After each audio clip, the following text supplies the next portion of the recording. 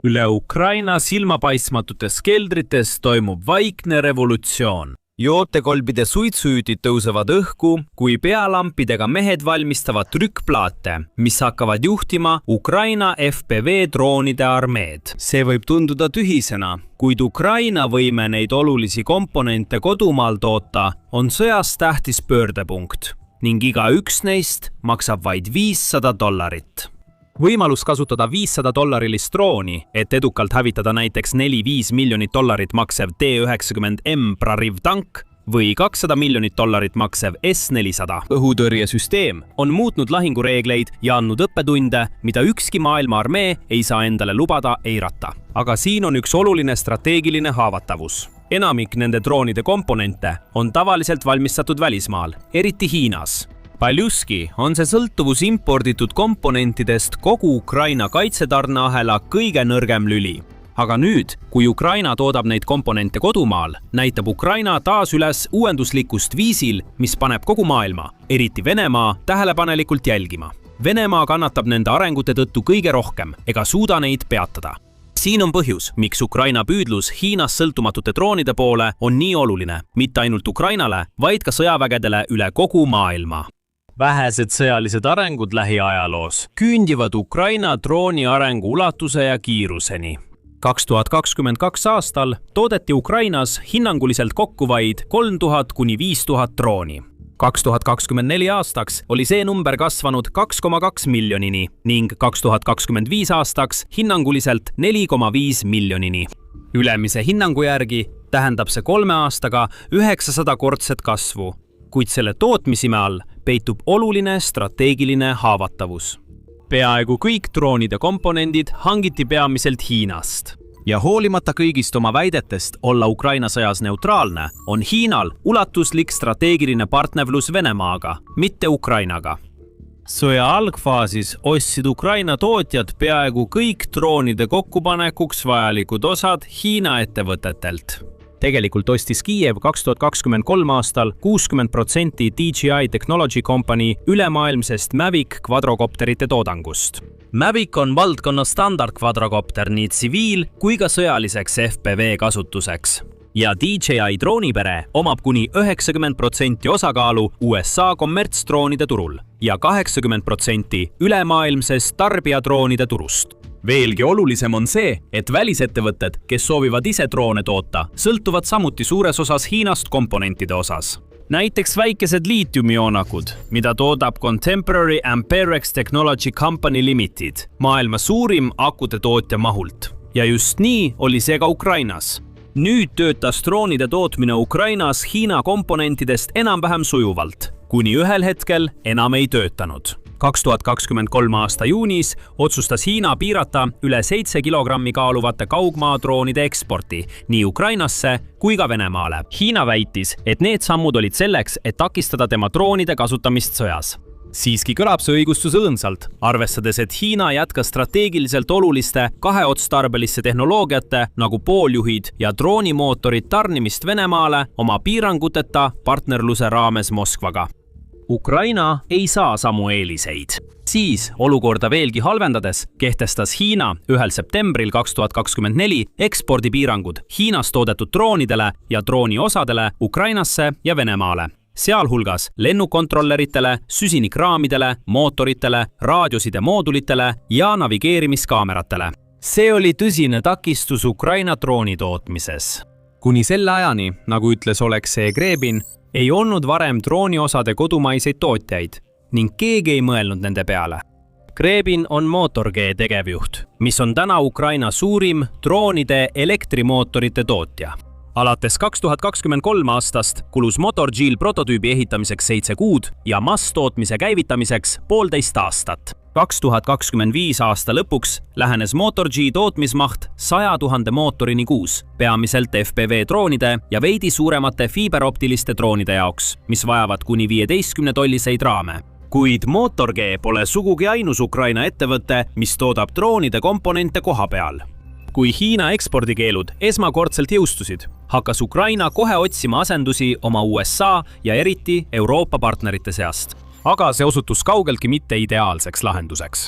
Tõsiasi on see, et Hiina ülekaal droonide komponentide globaalsel turul on nii otsustav, et enamik Euroopa vajalike droonikomponentide tarnijaid ei tooda neid ise.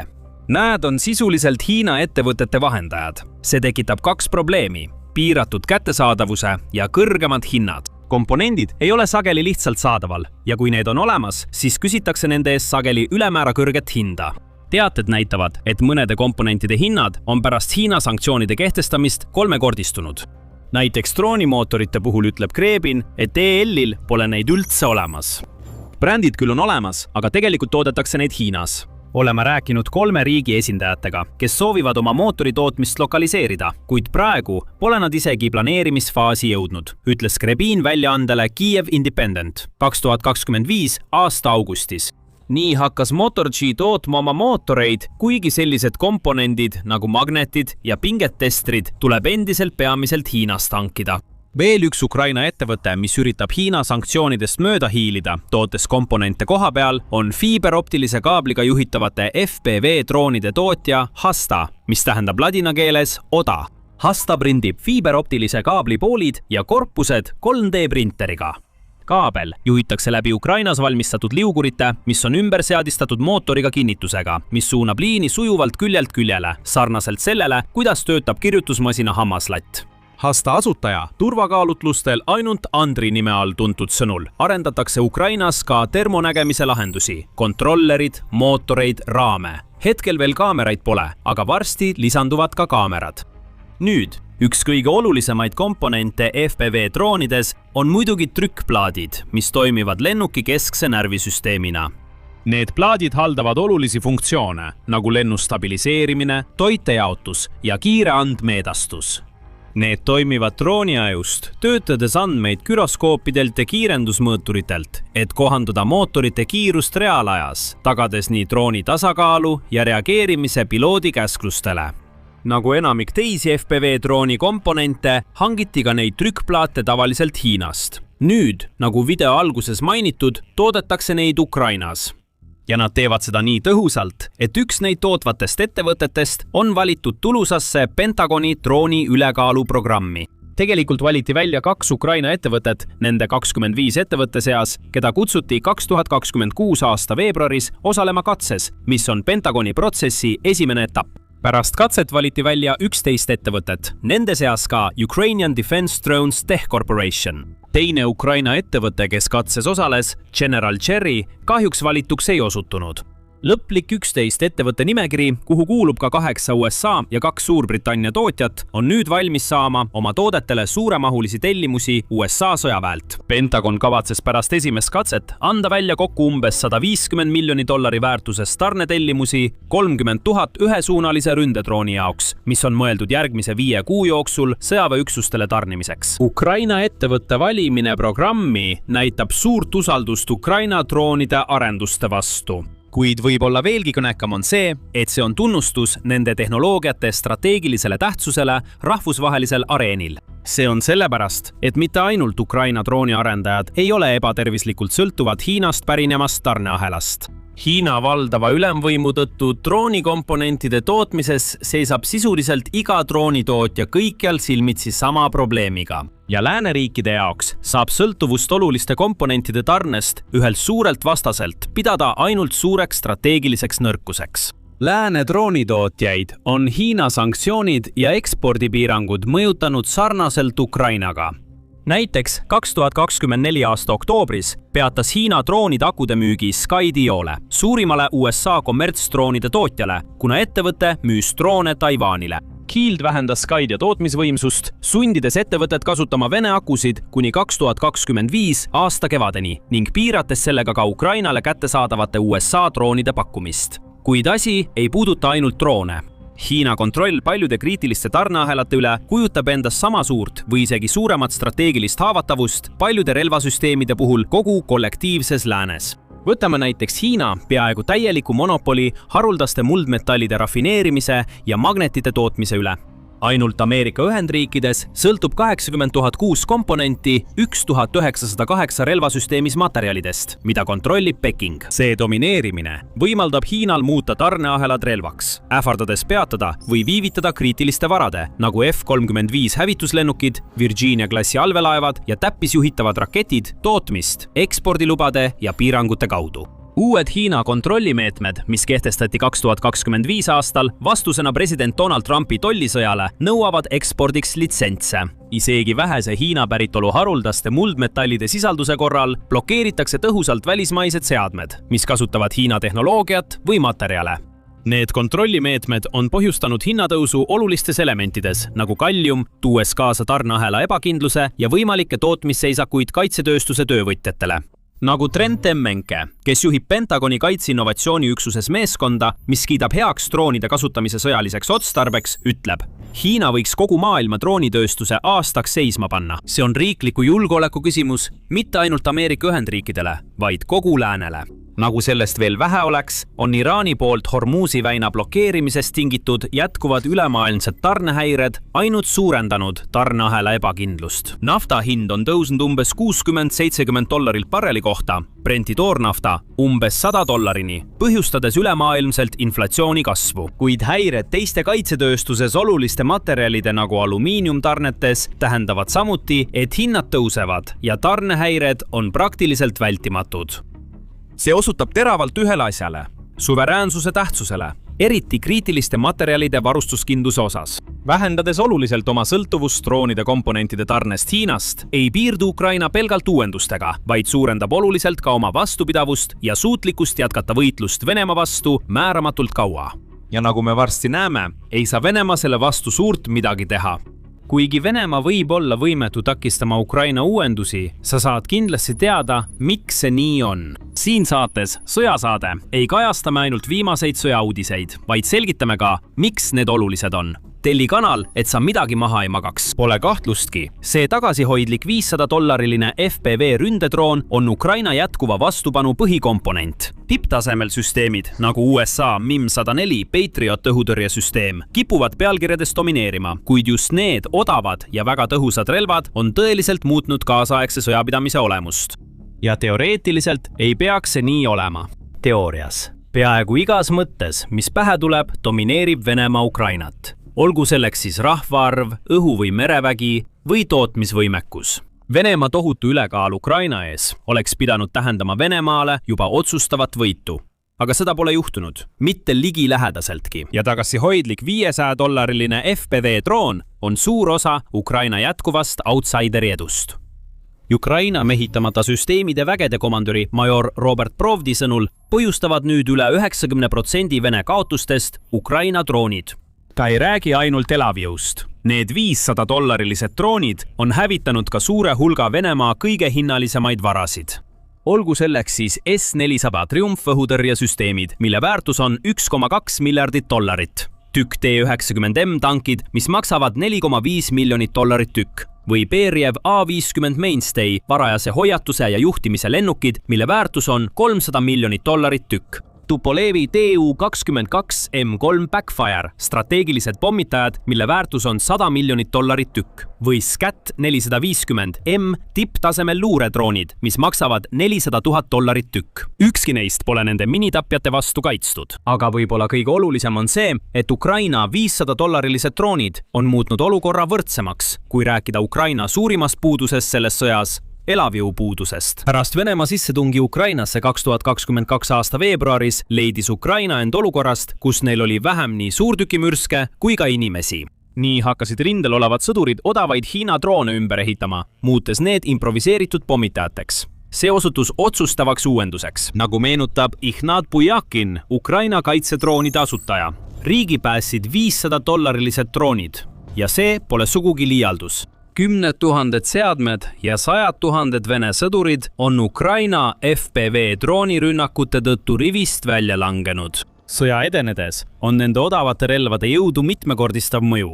Võime rivist välja lüüa süsteeme, mis maksavad kordades rohkem, olnud mõlemale poolele võimatu eirata.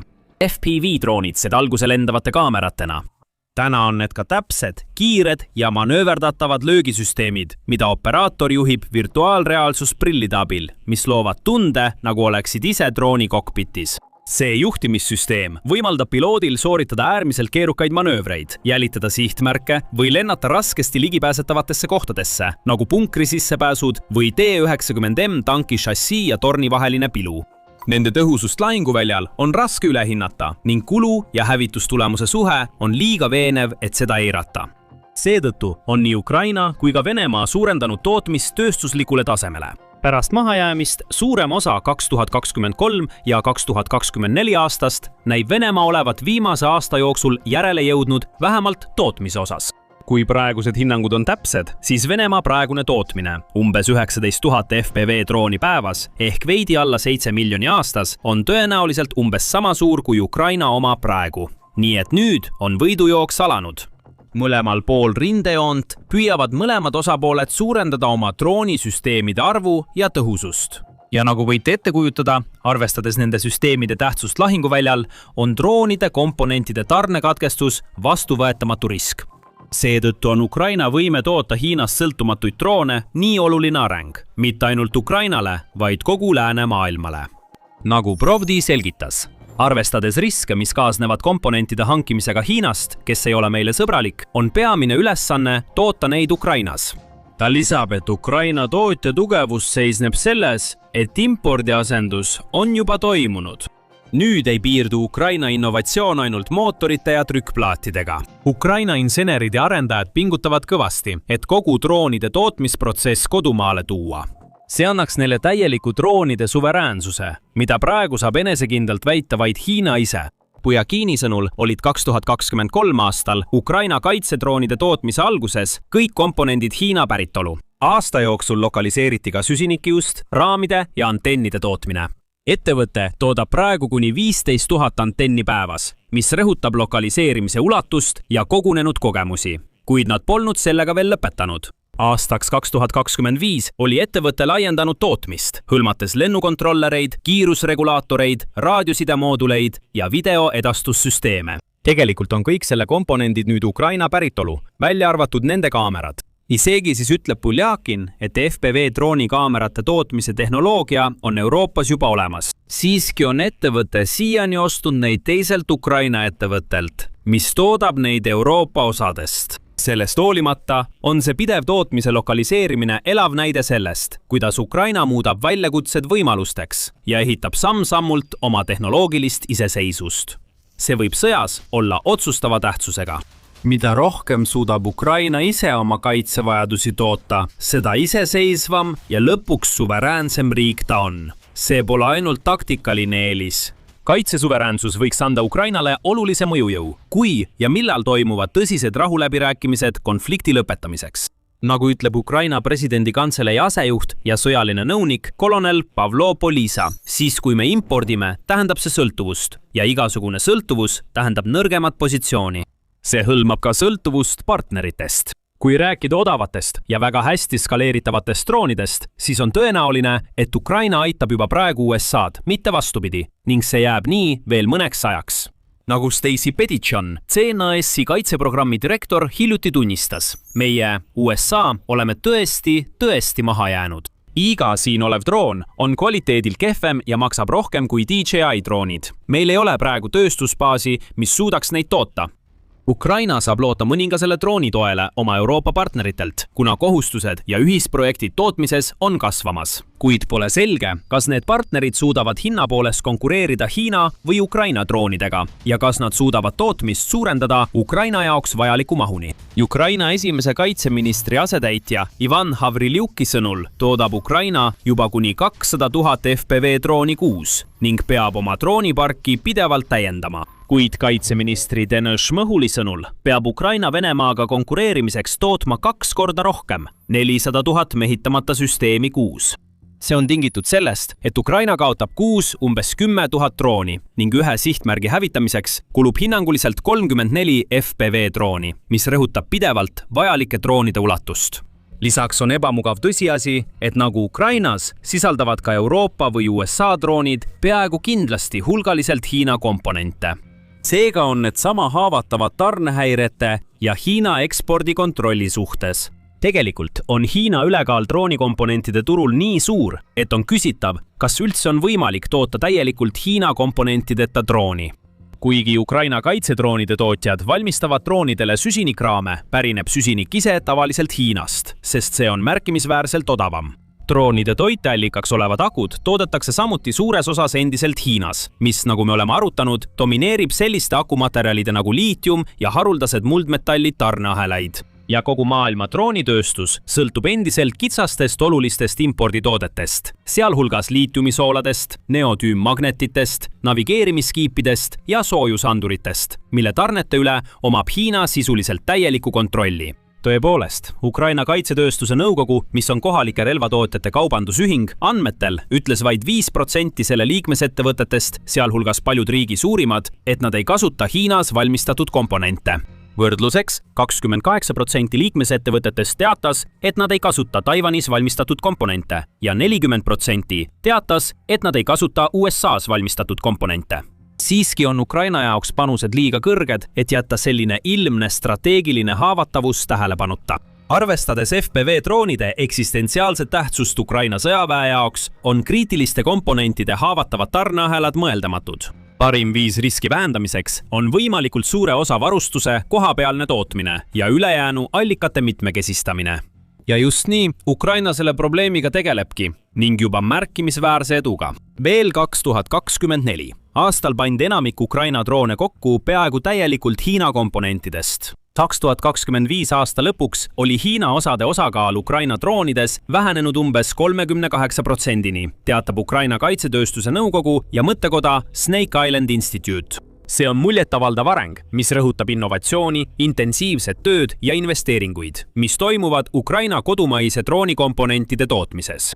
Ja Ukraina partnerid pööravad sellele tõsist tähelepanu. Paljud neist astuvad ise aktiivseid samme Hiina sõltuvuse vähendamiseks ning suunavad tarneahelaid sõbralikumatesse riikidesse, kui see on võimalik.